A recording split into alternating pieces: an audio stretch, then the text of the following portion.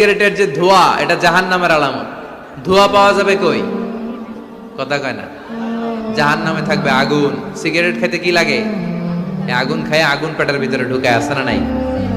পৃথিবীতে সিগারেটটা এমন একটা খাবার, এই একটা খাবারে শুধু টয়লেটে বসে খাওয়া যায়। কথা খুব কা, তাই না? সিগারেট ছাড়া কোনো জিনিস কেউ কোনোদিন টয়লেটে বসে খায়? খায় না, শুধু সিগারেটই খায়। আবার সিগারেট হয় টোবাকো প্ল্যান্টস থেকে, মানে তামাক পাতা থেকে।